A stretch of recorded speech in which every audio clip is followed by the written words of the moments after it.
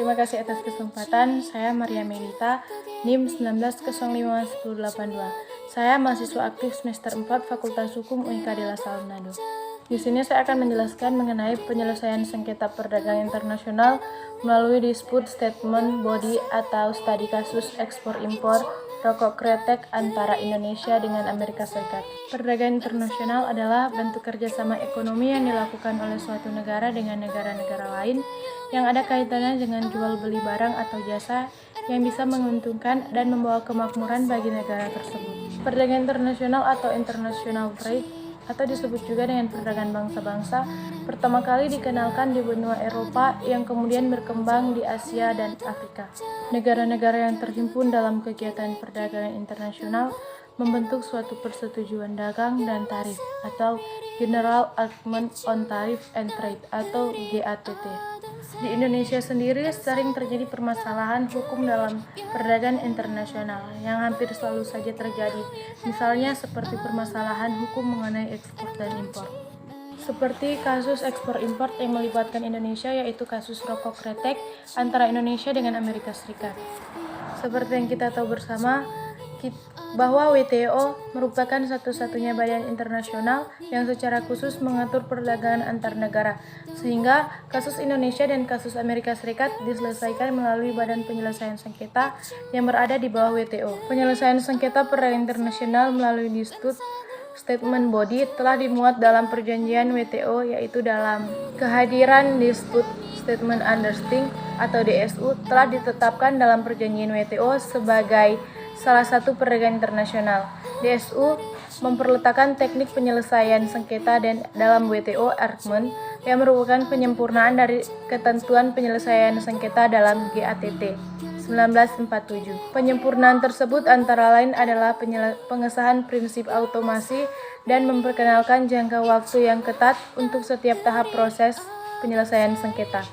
Jangka waktu keseluruhan sejak pembentukan panel hingga keluarnya putusan rekomendasi Dispute State Body atau DSB, dan adapun prosedur atau tahapan-tahapan penyelesaian sengketa dalam perdagangan internasional melalui DSB sampai dengan WTO adalah sebagai berikut. Tahap konsultasi atau consultation. Para pihak yang bersengketa harus berupaya mengupayakan penyelesaian masalah melalui konsultasi. Konsultasi tersebut bertujuan untuk menguatkan solusi positif mengenai sengketa. Dalam tahap ini, para pihak memberitahukan secara tertulis kepada DSB sampai dengan WTO bahwa mereka akan mengadakan konsultasi dalam waktu paling lama 10 hari. Pembentukan dan prosedur panel. Apabila konsultasi dan upaya lainnya gagal mencapai penyelesaian dalam waktu 10 hari, maka para pihak penggugat dapat meminta kepada DSB untuk membentuk suatu panel guna menyelesaikan permasalahan para pihak. Pembentukan panel tersebut harus dilakukan oleh DSB selambat-lambatnya pada sidang kedua dari permintaan panel. Jika tidak, maka diputuskan secara konsensus. Selain itu, penentu term of the trade dan komposisi panel juga diajukan. Panel harus disusun dalam waktu 30 hari pembentukan. Dalam waktu 60 hari, laporan keputusan panel harus disahkan oleh DSB. Penerimaan laporan panel oleh DSB. Laporan panel diterima oleh DSB dalam waktu 20 hari sejak dikeluarkannya. Apabila tidak dilaporkan, maka salah satu pihak dapat memberitahukan untuk menarik keputusan dan melakukan konsensus guna pengesahan laporan. Peninjauan kembali. Para pihak yang merasa keberatan dengan keputusan panel DSB dapat melanjutkan kasusnya ke tingkat peninjauan kembali yang telah dibentuk oleh DSB sendiri. Kekuatan hukum mengenai penyelesaian sengketa perdagangan internasional mengenai ekspor-impor. Rokok kretek antara Indonesia dengan Amerika Serikat melalui DSB.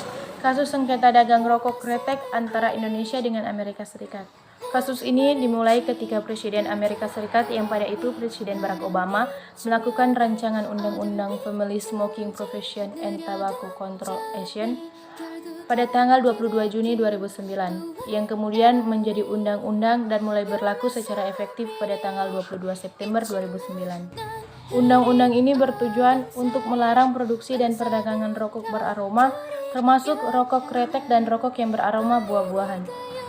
Di dalam pasal 101 Undang-Undang Family Smoking Prevention and Tobacco Control Action memuat larangan penggunaan bahan campur fluorine. Dan dalam pasal 5 101 Undang-Undang Family Smoking Prevention and Tobacco Control Action yang merubah pasal 907 dalam kurung A 1A besar Federal Food, Drug, and Cosmetic Action dan resmi menjadi hukum yang berlaku aktif sejak 22 September 2009. Namun kemudian yang menjadi sengketa bagi Indonesia adalah di dalam pasal tersebut tidak ada aturan pelanggaran penggunaan mentol yang termasuk bahan campur fluoring. Secara tidak langsung, pasal tersebut telah melarang masyarakat Amerika Serikat menggunakan rokok kretek asal Indonesia dan adanya tindakan diskriminasi produk antara rokok kretek dan rokok mentol. Indonesia merasa keberatan dengan adanya yang diberlakukan undang-undang yang dibuat oleh Amerika Serikat tersebut yang dinilai melanggar ketentuan WTO National Trade, yaitu secara diskriminatif mengecualikan rokok mentol yang merupakan produk dari produsen rokok domestik Amerika Serikat dari larangan penjualan rokok yang mengandung bahan campuran fluoring dan melarang penjualan produk rokok kretek di Amerika Serikat. Sehingga Indonesia mengajukan pembentukan panel ke Badan Penyelesaian Sengketa WTO, yaitu Dispute Settlement Body. Setelah melakukan penyelesaian sengketa melalui DSB, akhirnya panel WTO mengeluarkan putusan. Putusan DSB mengenai kasus tersebut, yaitu panel WTO telah menentukan kebijakan bahwa Amerika Serikat tidak sesuai dengan ketentuan WTO karena rokok kretek dan mentol adalah produk sejenis dan keduanya memiliki daya tarik yang sama bagi kaum muda. Tetapi pemerintah Amerika Serikat tidak menerima dan tidak puas terhadap hasil putusan panel yang dikeluarkan pada tanggal 2 September 2011 dan melakukan banding ke WTO pada tanggal 5 Januari 2012. Hasil banding yang dikeluarkan menegaskan kembali bahwa keputusan panel tersebut sebelumnya adalah benar dan pemerintahan Amerika Serikat mengeluarkan kebijakan yang tidak konsisten mengenai dengan WTO. Amerika dianggap melanggar ketentuan WTO mengenai National Trade Obligation yang tercantum pada pasal 2.1 Potential Barrier and Trade Argument. Amerika Serikat diberi waktu untuk melakukan putusan DSB atau putusan panel yang diperkuat badan banding tersebut. Ternyata Amerika Serikat hanya melakukan kampanye anti rokok mentol produk Amerika Serikat, tetapi tidak melarang produksi dan peredarannya. Sedangkan untuk rokok kretek tetap dilarang hingga batas waktu penentuan terhadap putusan WTO tersebut berakhir. Indonesia menilai bahwa Amerika Serikat tidak melaksanakan putusan DSB tersebut. Maka terjadi sengketa mengenai penilaian tentang pelaksanaan putusan DSB dalam kasus tersebut. Putusan dari organ subsidiary Dispute Settlement Body yang telah disahkan pada dasarnya bersifat final dan mengikat, yang artinya putusan tersebut harus diterima dan dilaksanakan oleh pihak yang bersangkutan. Tetapi dalam praktiknya masih ada pihak-pihak yang tidak melaksanakan putusan dari DSB tersebut, seperti Amerika Serikat yang dalam kasus ekspor-impor rokok kretek ini hanya melakukan kampanye anti rokok mentol produk Amerika Serikat, tetapi tidak melarang produksi peredarannya.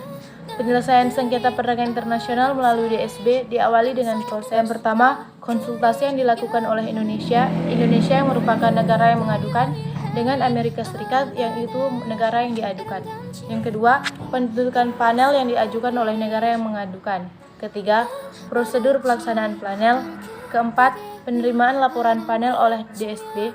Kelima, peninjauan kembali. Sengketa ekspor-impor rokok kretek antara Indonesia dan Amerika Serikat diselesaikan melalui DSB. Indonesia dan Amerika Serikat melakukan penyelesaian sengketa dengan prosedur yang telah ditetapkan oleh DSB. Kekuatan hukum putusan DSB dalam penyelesaian sengketa perdagangan internasional pada dasarnya bersifat final dan mengikat. Tetapi dari pihak yang masih ada pihak yang bersengketa yang tidak memenuhi atau sehingga jarang muncul sengketa baru yang disebabkan oleh hal ini, seperti sengketa ekspor-impor lainnya. Penyebab dari sengketa ekspor-impor rokok kretek antara Indonesia dengan Amerika Serikat, yaitu Indonesia merasa keberatan dengan penerapan undang-undang yang diberlakukan di Amerika Serikat tersebut yang dinilai melanggar ketentuan WTO National Trade, yaitu secara diskriminatif mengecualikan atau mengecilkan rokok mentol yang merupakan produk dari produsen rokok domestik Amerika Serikat dari larangan penjualan rokok yang mengandung bahan campuran fluoring, dan juga melarang penjualan produk rokok kretek di Amerika Serikat, sehingga Indonesia mengajukan pembentukan panel ke Badan Penyelesaian Sengketa WTO, yaitu DSB. Di sisi lain juga, karena Amerika Serikat yang dalam kasus ekspor rokok kretek ini hanya melakukan kampanye anti rokok mentol produk Amerika Serikat, tetapi tidak melarang produksi dari peredarannya dan para pihak harus memahaminya. Dan mengenai isi perjanjian kontak internasional yang dibuat dalam hal lain ini dapat menimbulkan sengketa. Para pihak sebaiknya juga mengetahui prinsip-prinsip dalam GATT yang menjadi peraturan perdagangan internasional. Maka menurut saya sudah benar bahwa sengketa ekspor impor rokok kretek antara Indonesia dengan Amerika Serikat diselesaikan melalui DSB. Indonesia dan Amerika Serikat melakukan penyelesaian sengketa dengan prosedur yang telah ditetapkan oleh DSB. Kekuatan hukum putusan dari organ DSB disebut telah dilakukan secara final dan mengikat.